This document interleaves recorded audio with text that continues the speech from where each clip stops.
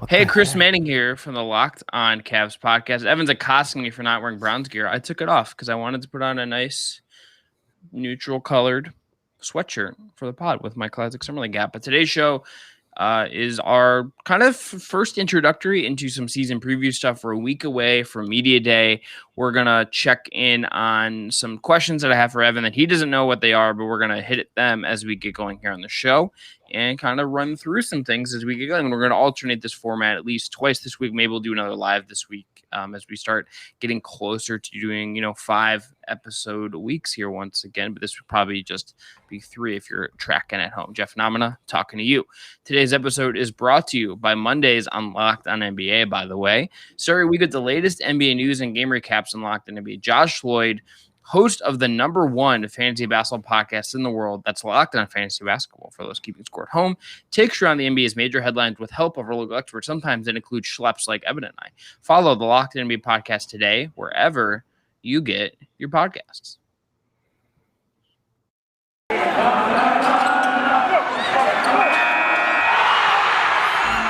You are Locked On Cavs, your daily Cleveland Cavaliers podcast. Part of the Locked On Podcast Network, your team every day.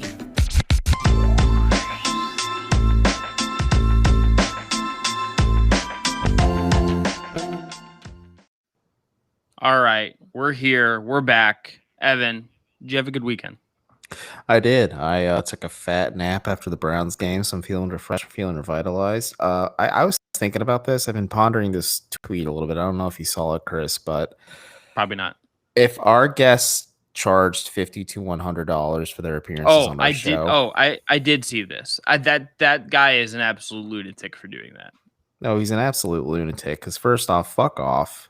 Like you're exposing yourself to other audiences. You might be helping up and coming podcasts. Like we help out the Chase down with our pittance all the time. So, I mean, if it wasn't for us, they wouldn't be the official podcast of the Cleveland Cavaliers. I mean, I know that's pocket change for us, but again, like F off for real. Like, who are you to say, oh, I'm spending a couple hours of my time chatting about a subject matter that I'm deemed an quote unquote expert in. I know David Locke calls us experts of the Cavaliers. I kind of giggle when I hear that because I'm far from anything but that. But oh my God, I don't even know the audacity. If I just sent you an invoice after this show to say, all right, pay me $50, like that's just absolutely insane. I can't stop thinking about it. And I also saw Shang-Chi this weekend. It was really good. Really, really good. I have yet to go see Shang-Chi. Just haven't had the time. Perhaps It was weekend. a good theater experience. I'll say that. Love a movie theater. I'm very excited for that new Edgar Wright joint next month. Mm-hmm. Looks fun. Ready for my brain to melt a little bit. But yeah, let's dive into the show. Again, I'm going to ask Evan one question per segment here. Evan is going to then respond and we'll talk about them. He'll probably throw this back at me this week, or I'll do this again, whatever it is. We're going to kind of do this as we're kind of getting into the season, just kind of throwing some questions out and thinking, for me at least, I want to think a little bit big picture about this season a little bit. I think there's a lot of obviously very small game to game stuff that we will need to talk about. There's a lot of development with this team that we need to see play out over the long haul, but I think there's some other bigger questions we can dive into as Evan turns around to make sure he's not going to get knifed in the back by his cat. Yeah, pretty much. Finnegan, that monster. But Evan, I want to start with a very just kind of state of the franchise kind of question. Mm-hmm. Do you now versus let's say 3 years ago, do you feel like the Cavs are any different as far as how they're run? Do you feel like any more confidence in how they're run, how they're operated, their sort of disposition of how they're approaching things? Do you feel like there is anything truly different about sort of how this team sort of functions in a macro sense? Absolutely not. For those of you watching at home or listening at home, if you watch Avatar: The Last Airbender, the Lake Laogai section of the series, when they say there's no war in Ba Sing Se, that has always been the Cavs mentality and mantra, where they will brainwash and subdue you to say there's no problems or issues with this team internally or externally, or it's just been kind of it's been that and the Cavs just not really getting out of their own way every step of the way. I know people are going to call, Locked On Cavs being cynics once again, but it's rinse repeat. Like the Cavs they are on a vicious cyclical cycle where they can't get out of their own way some days. I think they're going to have to face the consequences of some of their actions in terms of just some of the players they picked. I mean, extending Jared Allen for what they extended him for, pretty good money. The Lowry marketing extension, or signing, I should say, I'm going to take with a grain of salt, and hopefully it works out. But I still have my questions and reservations about that. Paying Colin Sexton, there's questions about that. The John Beilein situation, there's still questions about that. It's kind of weird that you can draw parallels to the second LeBron era Cavs, completely different teams, of course, but just in terms of dysfunction, you can draw parallels pretty quickly at times. But I don't know, man. Hopefully the Cavs break the cycle. Like I know Koby Altman is the first general manager to sign an extension under Dan Gilbert's tenure as an owner, but the Cavs have also never made the playoffs in Dan Gilbert's tenure as owner without LeBron James on the roster. So maybe that breaks eventually. Maybe the Cavs break this cycle of just incompetency and just lunacy in general, and they just become like a normal bad team for a bit and kind of become irrelevant. But at least in the grand scheme of things, I don't want the Cavs just be a normal team that doesn't make the headlines for all the wrong reasons, because I don't really want to hear about how national writers dunk on the Cavs and how then in turn Cleveland fans get insecure, or certain rival podcast hosts get insecure about the Cavs not being adequately ranked. Look, not rivals. They're friends. They're friends. They're our friends. I love both of them. Oh well, Evan is continually just like the bad vibe. Yeah, Evan. Well, no, Evan's picking fights. I'm just like kumbaya, baby. But I'm like Stan Van Gundy sipping the Diet Pepsi right now because there's a Diet Pepsi. You're a bold. We're recording this at 8:25 on Sunday. You're a bold man for drinking a Diet Pepsi at this stage in your life. We're old, buddy. I want sugar in my system before I go to bed soon. It's not hard. Well, there's not sugar. You're drinking caffeine at like 8:30. That's crazy. Okay, I need like 3 cups of coffee to even get me functioning in the morning, so don't even respect. Like the third time we met each other, I drank 2 Monsters in the first quarter of the Cavs game, and I still was groggy. That's true. Absolutely insane behavior on your part. But it's like I tend to agree. Like I don't think we've actually seen anything that would make me think that the Cavs are sort of like doing anything differently. Like I think there are obviously some changes. Like I think like Grant Gilbert obviously is much more in.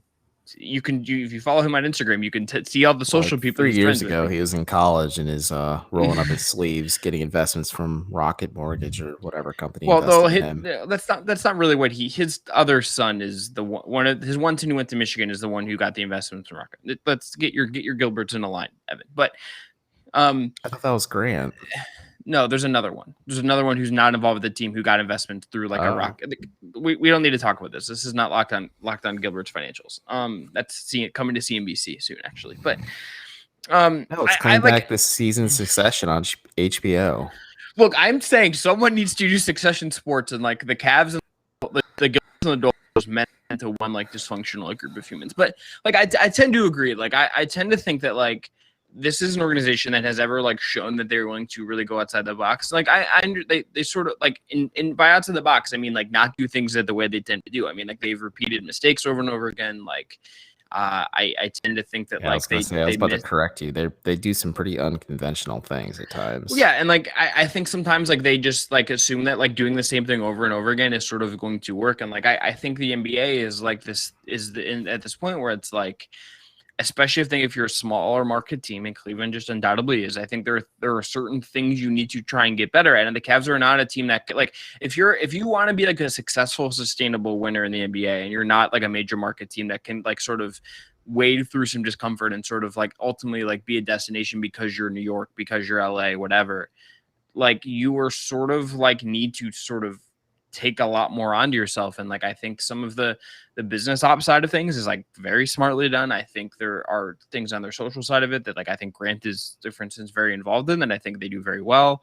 Like I think that frankly like I'm biased because they're our friends, but I think the chase down thing was like a smart thing for a team to do. That's not like a bad like the Grizzlies have taken it to like a whole other level, but like like there are teams that have done this, and I think that's not like a bad thing. Yeah. But I think on the basketball side of things, it's just like I don't know how you can like look at like what the team sort of does and how they operate, and sort of feel like there's necessarily been like coherent like big picture thinking. And I just don't like it. It's just sort of like nuts that I feel like we'll take a break here after this because Koby Altman is at the crux of my next question.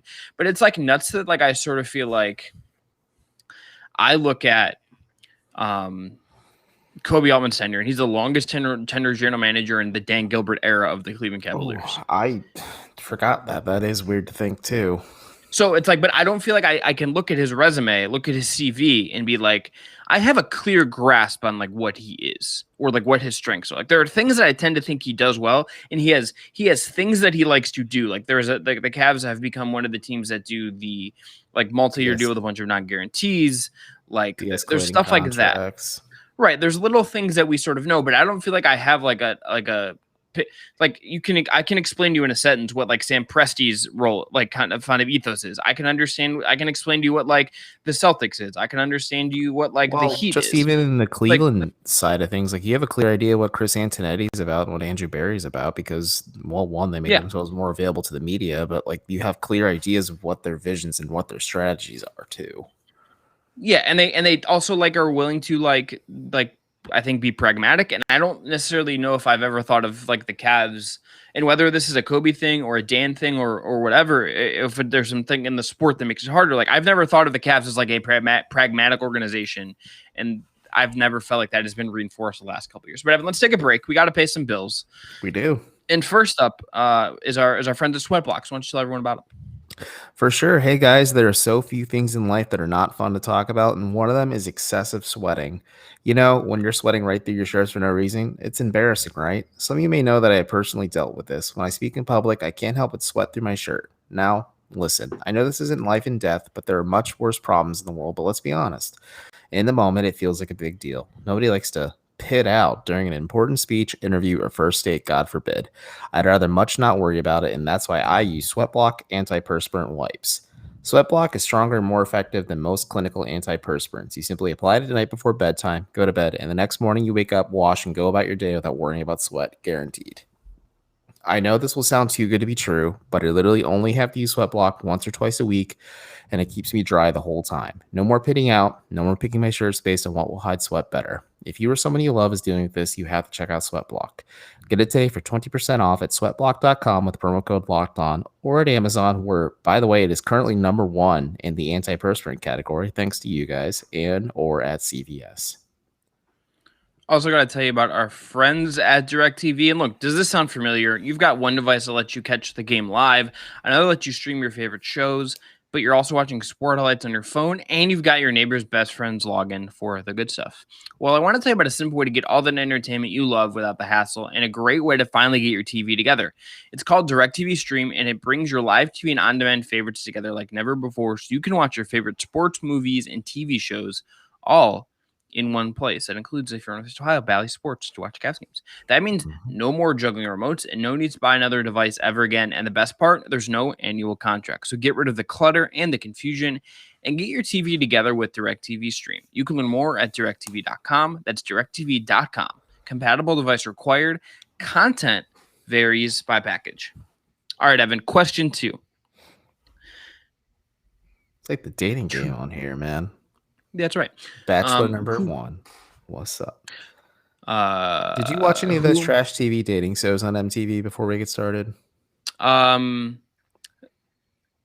Or is this more of like your wife's forte? No, I would sometimes like I have watched some episodes of that one where like they like get off the bus. That one's really bad. But do you remember the one that was like Date My Mom, where like guys would like go out on dates with kids' mom or girls or guys' moms, and then like they'd get to know the person, or like Room Raiders, where they would literally go through somebody's room and oh my god, they have books because they're a student. Ew, they're so nerdy and disgusting, like stuff like that. That's okay. Chris is a happy man who's been with the same woman his whole life. Not my whole life, but like my adult life. Yeah, your adult life. We're don't done with know. this. We're not. Yeah, I know. I'm just saying, like, I don't count dating till like late high school, like middle school, early high school. Those relationships don't really count because you have no idea what like you want in life. Yeah, it all counts. It's all part of your CV, but Your origin story. your continuity. But question. Here's question 2. Whom of these two gentlemen do you feel like you have more trust in as of today? Koby Altman, JB Bickerstaff. Oh, this is a tough one, actually. Because they kind of go hand in hand with one another. That's why it's tough for me. Because So I'm saying if you had to separate them in some way, and I think that like there's a path of the season where like some heads go flying. I tend, but like I one think of them if one has gets fired, they both get fired.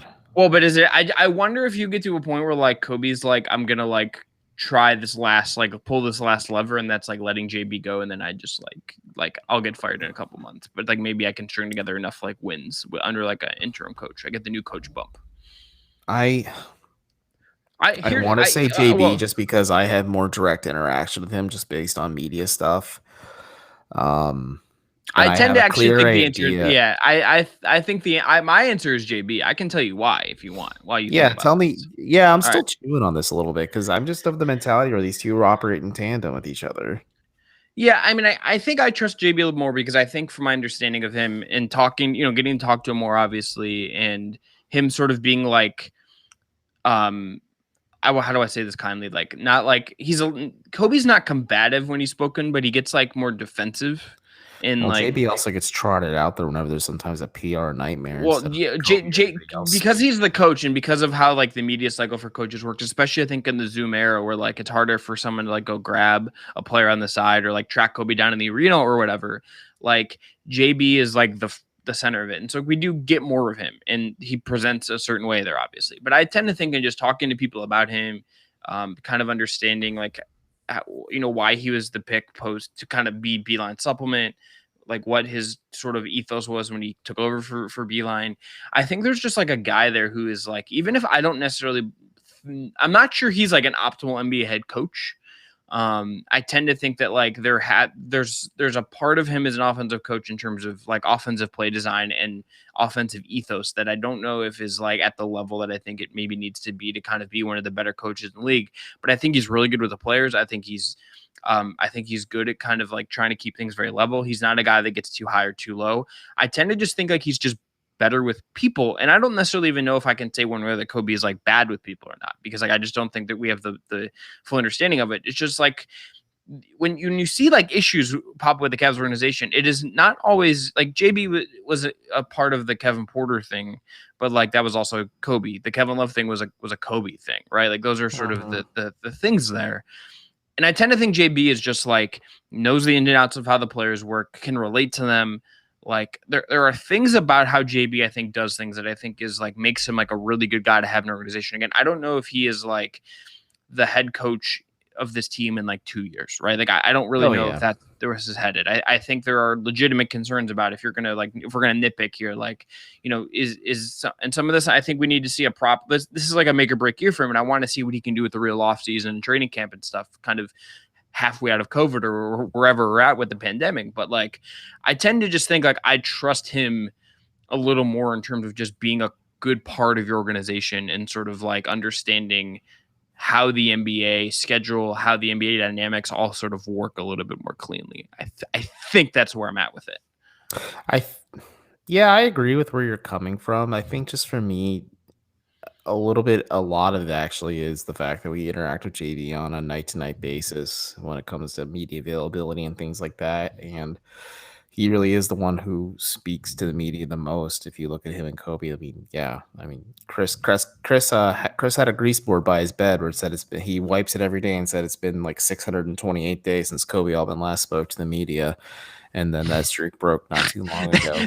The fact that was like my brand, and that like when our friend Ken Carbon gave us a shout out on 92.3, which is also one of those things where it's like when you people are like, oh hey, you got mentioned on 92.3, which is like just listen to my pod, you'll get my takes otherwise, folks. Dad, but no, I agree. My dad, big Ken Carbon guy, my father Ivor Manning, but he was when he was like, yeah, like that's a good point. It's just like that was my bit, and I'm not even saying that like I don't need to be like spoon fed like PR from the team. That's not always what I want, but I want like chances to like ask actual questions. I know, I agree with you there, good. but I think I also trust JB more because if the Cavs really do believe in setting and I quote culture, JB is probably the better guy to do it because he has that direct interaction with players. Obviously, I know Koby is heavily involved with this team. I've kind of gathered more or less that he's pretty heavy-handed in his approach to this team. He just kind of operates in the shadows in terms of like public perception. It's weird because I've gotten the impression a lot of players that have played for the Cavaliers in the past aren't really the biggest Koby Altman fans. So I think maybe if like you're trying to build a culture, you use JB as a conduit for it, and it works a little bit better that way. But I don't know. I guess like if you had to ask me like long term, who do I have more faith in having a job in the NBA? I think I'd say JB Bickerstaff. Like even if JB doesn't work out in Cleveland, like I think he'll be a very good assistant for a team somewhere working as. I don't know if the vibes guy with the locker room and like the coaching staff. Like if you have like a coach who struggles to connect with players, like a David Blatt, like this is just my example, like David Blatt, like JB Bickerstaff could be your Ty Lue as the guy who connects to the locker room, maybe just a little bit less LeBron subterfuge as well.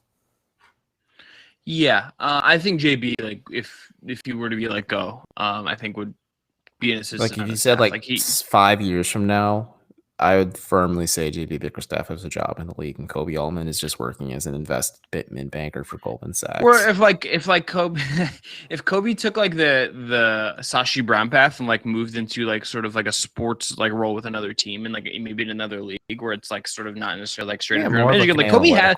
I don't know. Well, but he has like a basketball background and stuff. So there's like stuff that I don't want to downplay that with him. Oh, I'm not discounting Kobe's resume. It's just I'm trying to just make that general manager again?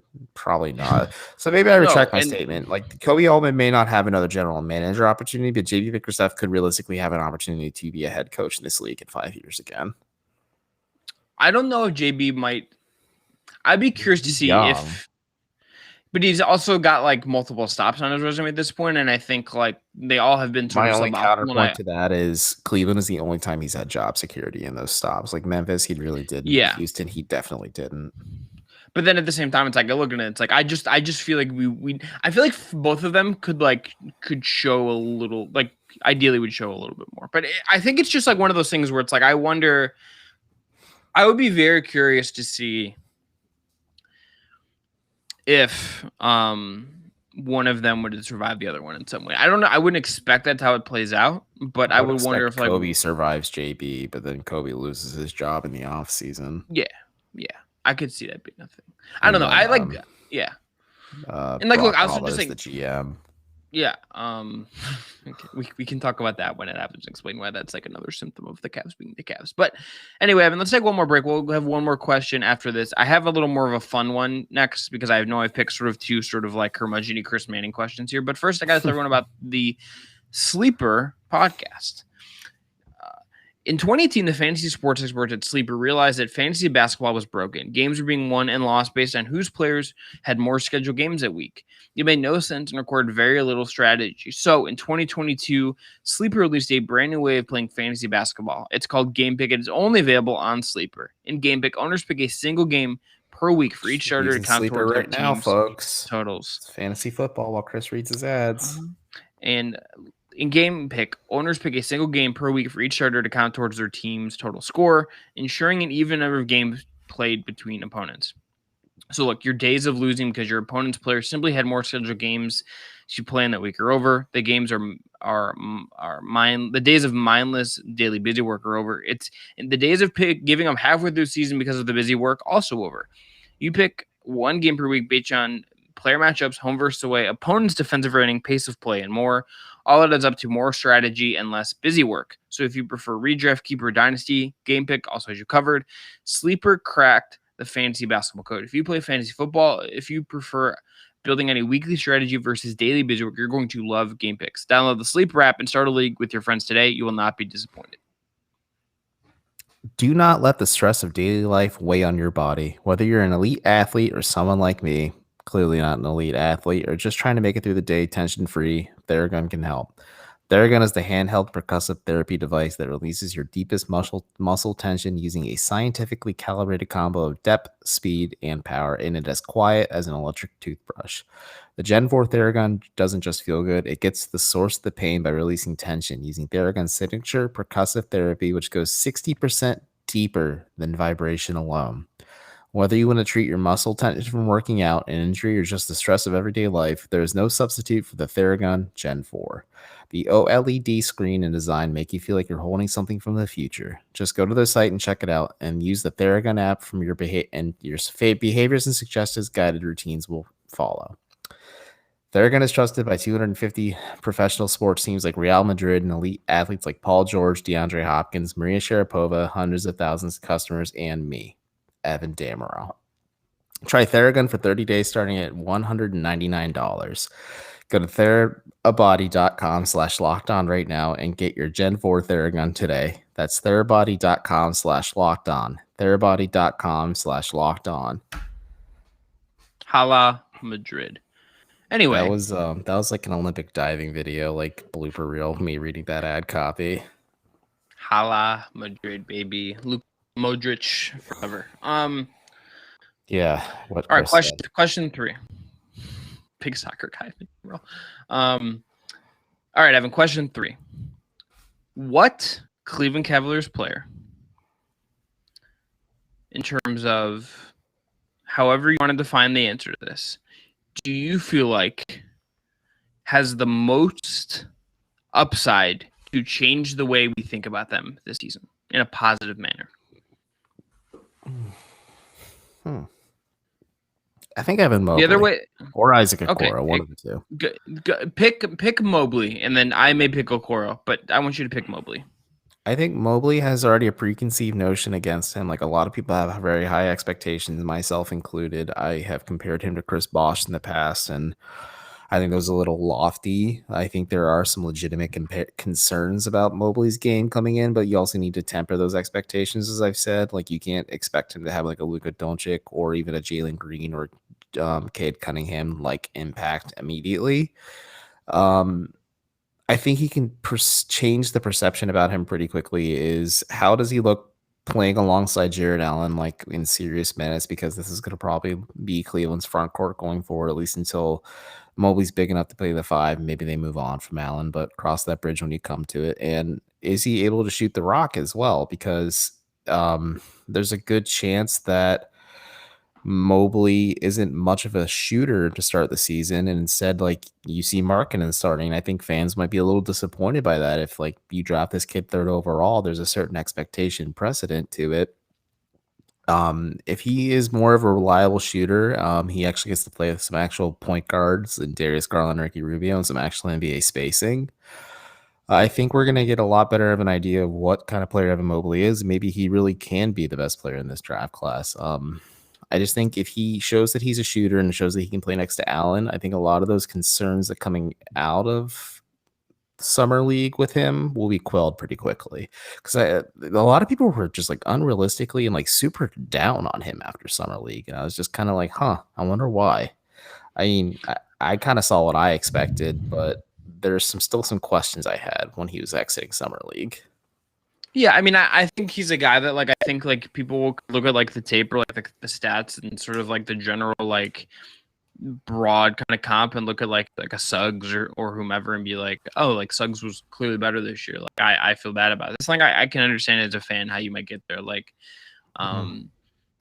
my pick is Darius Garland. I think that Darius Garland, I'm very high on him as it is. If he has the kind of year... Well, the Cavs are very clearly doing that. But I think Darius Garland is in a position where, like, if he has the kind of year that I think he's capable of, he's going to set himself up for a very nice payday when he becomes extension eligible after the season. He can pretty much cement himself as, like, part of the team moving forward, or at least, like, what we think of, like, what the Mobley Garland kind of that, like, he could really establish himself as, like, a bookend of this franchise this year. I think he is the guy where it's just like, there's no question in my mind that, like, right now, as of today, before the season starts. Like Colin Sexton has like proven more in the NBA. He's been more dependable for 3 seasons, healthier. I think a more proven bona fide scorer. Garland's upside as a creator, as a scorer as well, is just a little bit different. And I think they can coexist in ways that we haven't quite seen yet. I think there's like some creativity you could see in some ways you kind of work around it now. Depending on how you kind of organize some things. I'm curious to see how JB approaches that. But I think Garland is a guy that not only could like have a really big breakout year and be a guy that could like be like, I think he deservedly was on some most improved player list last year. I think if he has the kind of year I think is capable of, he could be higher on those lists this year.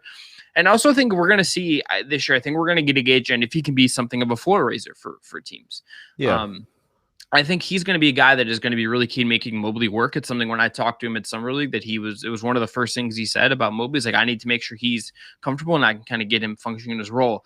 But that applies to Allen. He has really good chemistry with Jared Allen in the pick and roll. He needs to help him be as efficient as possible.